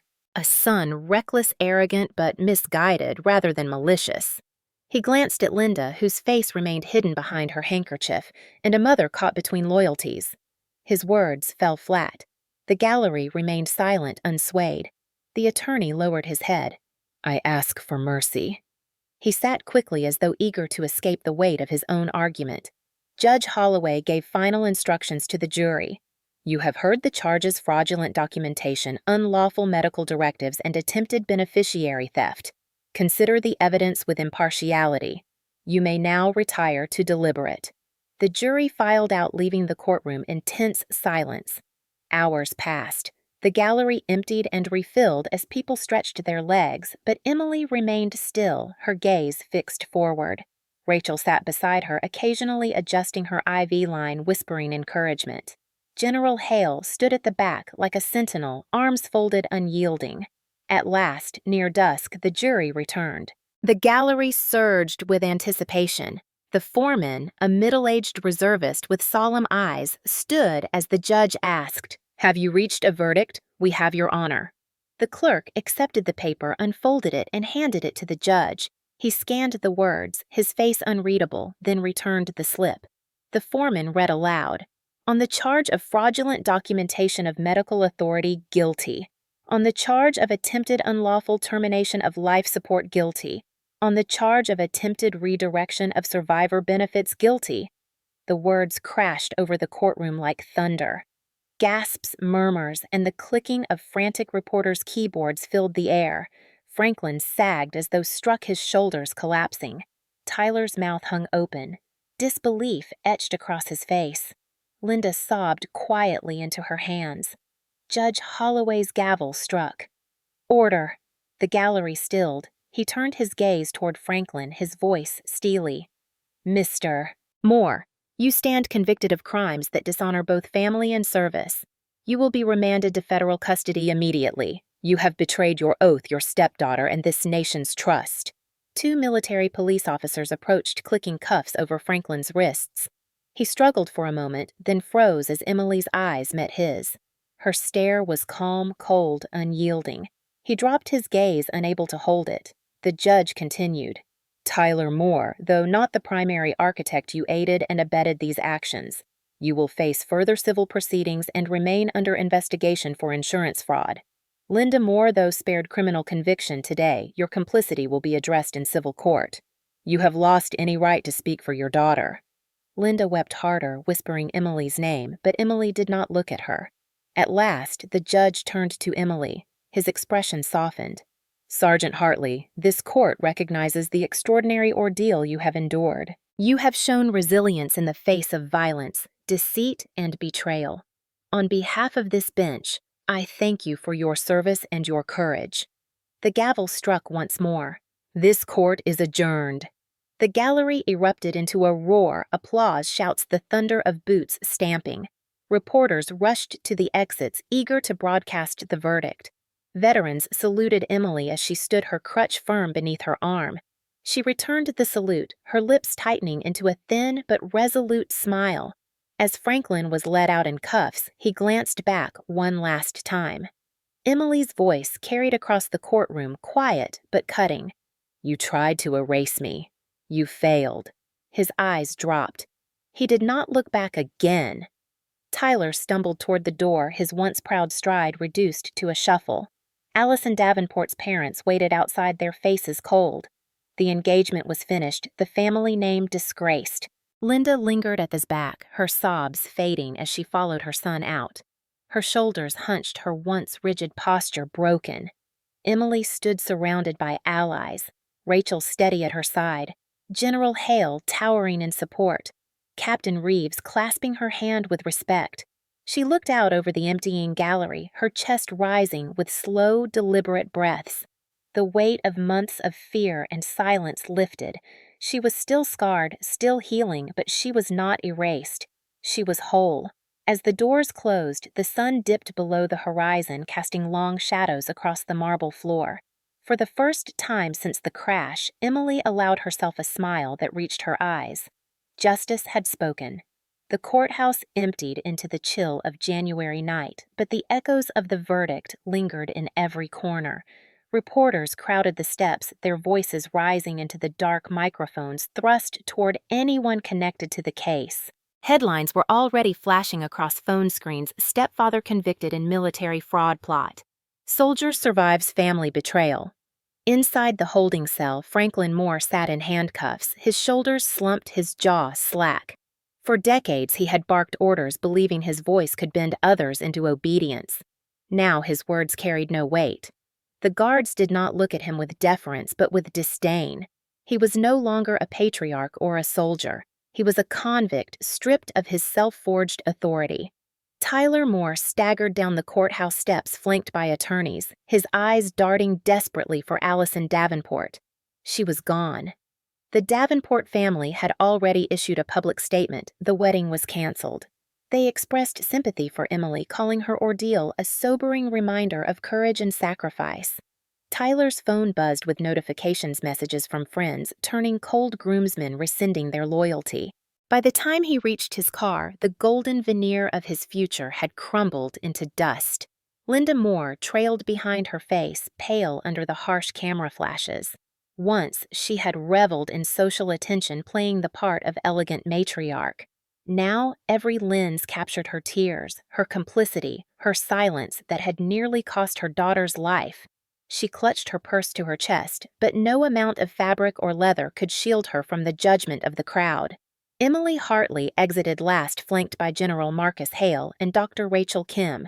A hush fell as she appeared, her crutch striking the pavement with deliberate rhythm.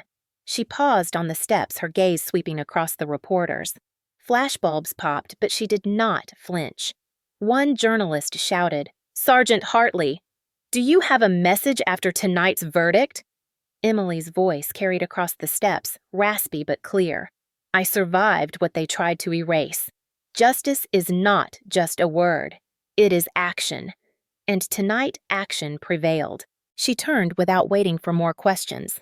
Her words, short and sharp, were replayed across networks within the hour. That night, while Franklin was processed for transfer to federal custody, Judge Holloway signed additional civil orders. Linda Moore was stripped of any future medical proxy rights over Emily. Tyler's accounts were frozen pending an insurance fraud investigation. A restitution judgment was filed. Franklin and Linda jointly liable for $75,000 to cover Emily's medical costs not paid by TRICARE. The reversal was complete. For years, Emily had been the powerless one, the outcast daughter dismissed as a burden. Now the scales tipped. The ones who sought to profit from her silence were shackled by the very system they tried to manipulate. Emily returned to Womack Army Medical Center that evening, not as a victim under watch, but as a survivor walking under her own power. The nurses greeted her with quiet smiles, their salutes subtle but sincere. In the quiet of her room, Rachel helped her out of the uniform and into a fresh set of fatigues. Emily lowered herself onto the bed, exhaustion washing over her like a tide.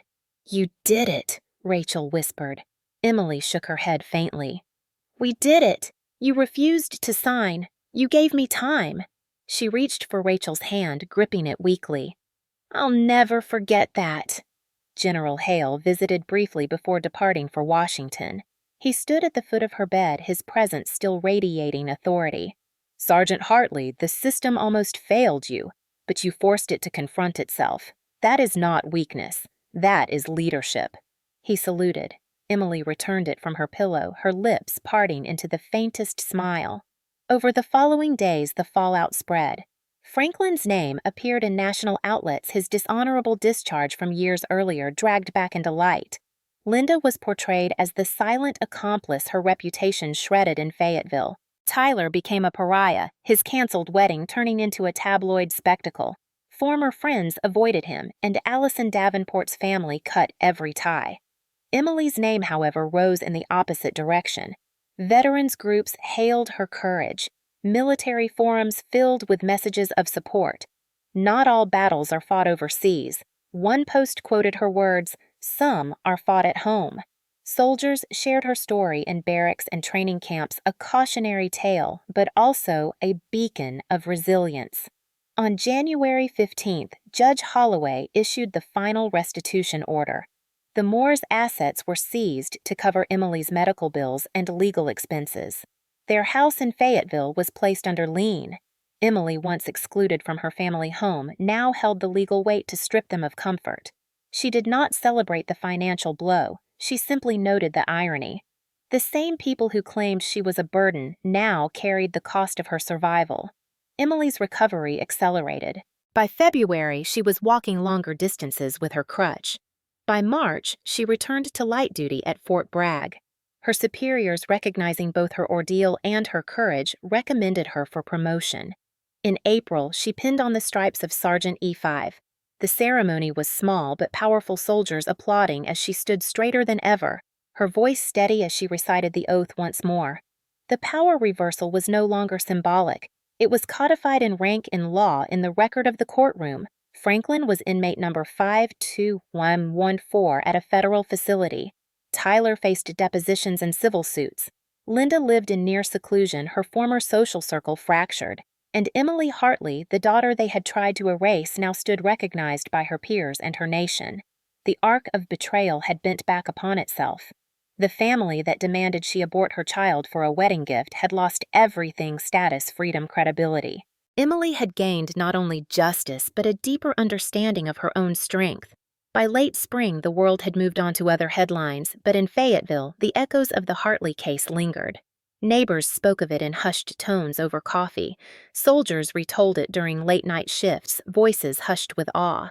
Emily's name had become a quiet legend, the medic who survived her own family's betrayal and stood in court to expose them. Franklin's life behind bars was stripped of the command he once wielded. Letters from his old National Guard buddies went unanswered. Most had turned their backs after reading the trial transcripts. Inmates at the federal prison mocked him as the wedding gift stepdad. He had once demanded obedience with a single bark. Now he stood in line like any other prisoner waiting for scraps. The fall was absolute. Tyler's descent was different, but just as brutal.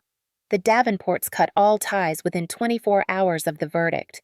Allison's father, a banker with deep connections, ensured Tyler's name was quietly blacklisted across Charlotte's social scene. The wedding contracts were voided, the deposits unrecoverable. Lawsuits followed as vendors sought damages. When investigators pursued the insurance fraud angle, Tyler discovered that friends who once cheered him now testified against him. He was left with debt, disgrace, and silence. Linda retreated into isolation. Once the hostess of neighborhood gatherings, she now avoided the grocery store, afraid of whispers. Her bridge club disbanded under scandal. The lien on their house pressed down like a weight, each letter from creditors another reminder of choices she had failed to resist. She called Emily's number once, but the call was never answered. The message she left was a broken apology, words dissolving into sobs. Emily listened to it only once, then deleted it. While the Moores crumbled, Emily rebuilt. Her days were marked by physical therapy, the ache of muscles relearning their rhythm, and the steady cadence of army life. Her crutch eventually gave way to a cane, then to nothing at all. The scars along her ribs and temple remained, but she wore them as openly as her ribbons. They were proof that survival was not abstract, it was carved into her body. Her promotion to sergeant in April brought with it new responsibilities.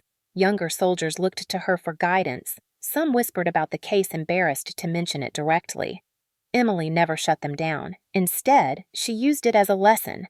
Strength, she told them during drills, is not measured only on the battlefield.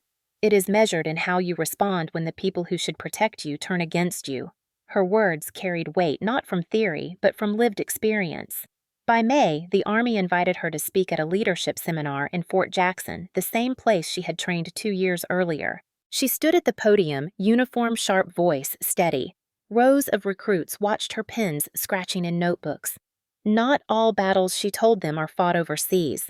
Some battles are fought in your own home. Do not mistake silence for peace, and do not mistake obedience for loyalty. Your worth is not measured by the approval of those who demean you, but by your resilience in standing against them. The applause rose to a standing ovation. For Emily, it was not pride that warmed her chest, but release. The words she had once been forced to choke down at her family's table were now spoken openly, carried across the base by recruits who would remember them for years. Meanwhile, restitution money began flowing into her accounts. It did not erase the pain, but it lightened the load of medical bills and secured a future for her child. Because amid all the chaos, Emily had never forgotten the life she carried. Each night she rested her hand on her stomach, whispering promises. She would not let her child grow up in the shadow of Franklin's cruelty or Linda's silence. Her child would know truth, resilience, and freedom. When news reached her that Franklin had been transferred to a more secure facility after altercations with guards, Emily felt nothing but a cold, quiet closure. The man who had once towered over her with fists and threats was now reduced to a case file and an inmate number. She did not need vengeance beyond that. The system had done what fists could not. It had bound him in chains. The real power reversal was not just legal or financial. It was personal. For years, Emily had walked into her family home with fear tightening her chest. Now she walked past the courthouse gates with her head high. For years, Franklin had controlled the narrative, painting her as a burden. Now she stood as proof that resilience could rewrite even the most poisoned script. By June, she was chosen to be part of Liberty Project, an Army initiative to integrate AI tools for combat medics.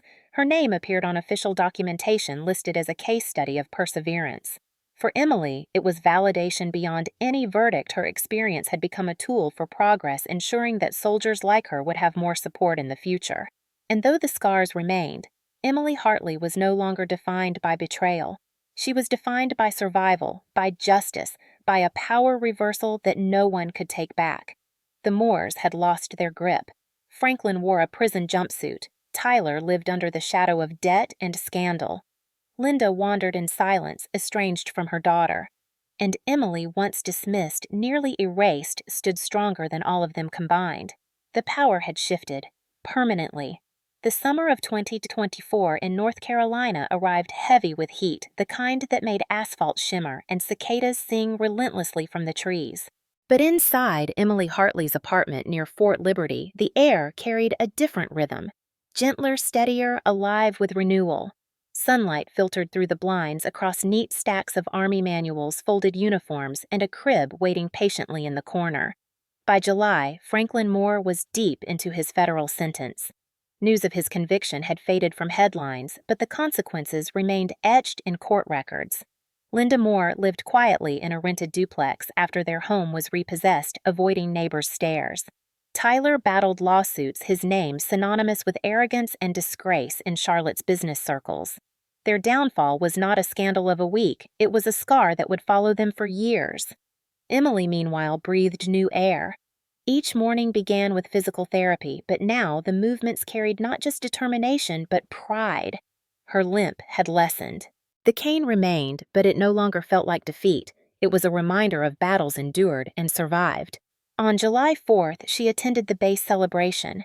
Fireworks arced across the Fayetteville sky, bursts of red, white, and blue mirrored in the reflective shine of her new sergeant stripes.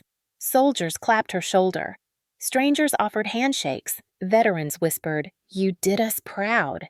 She smiled, not for the attention, but for the realization that she no longer walked in anyone's shadow.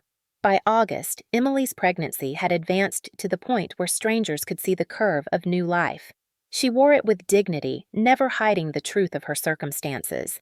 She attended prenatal appointments at Womack, and each time she heard the strong heartbeat over the monitor, her throat tightened with gratitude.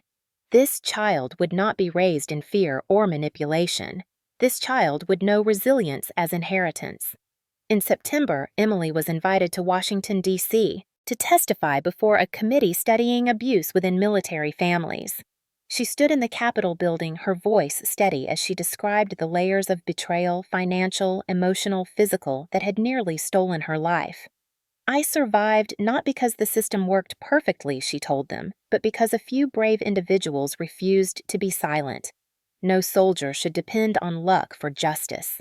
The committee members nodded gravely, her words recorded into the official record of the United States. Back at Fort Liberty, Emily continued mentoring new recruits. Many were barely out of high school, their eyes wide, their voices uncertain. She trained them in combat medic drills, teaching the importance of calm under fire, but also slipped in the deeper lessons. Sometimes the fight is not against an enemy you see on the battlefield, she told them one humid morning. Sometimes it is against the people who should have protected you. But remember this: your voice, your resilience can be stronger than their silence. The recruits listened, and for many, her story became more instructive than any manual. Her apartment grew warmer with touches of preparation. Friends from the base gifted blankets bottles and tiny uniforms stitched with Army Strong. Rachel Kim visited often, her laughter filling the rooms, her friendship now woven into Emily's daily life.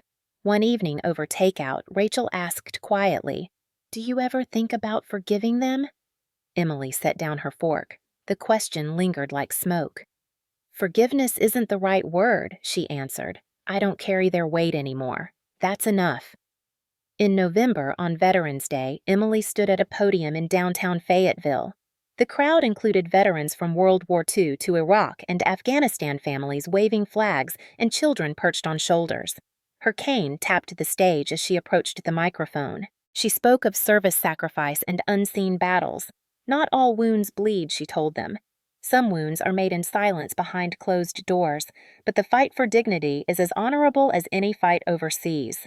The applause rose to a roar, many older veterans wiping tears. December brought colder nights, but also the warmth of new beginnings. Emily gave birth to a daughter on December 21st at Womack Army Medical Center. The delivery was difficult, but when the nurse placed the infant in her arms, Emily felt a tide of emotions wash over her: relief, awe, fierce love. She named her Grace, because that was what had carried her when everything else collapsed. Holding Grace, Emily whispered promises into tiny ears. "You will never know the cruelty I knew. You will grow in truth, not silence. And you will know that your mother fought not just for her own life, but for yours." The months that followed blurred with sleepless nights and small joys, the first smile, the tiny grip of a hand, the lullabies hummed against midnight silence. Emily's apartment no longer felt like a soldier's barracks, but a home alive with the sounds of new life. In the spring of 2025, Emily was invited back to Fort Jackson to address graduating medics. Standing before rows of fresh uniforms, she carried Grace in her arms for part of her speech. "This is my daughter," she said softly. "She is why I refused to disappear. She is why I speak today. You will all face battles that no one trains you for. Remember that strength is not only in how you fight, but in why you fight." The recruits stood clapping, some with tears in their eyes. It was not just her words, it was the living proof in her arms that survival was possible.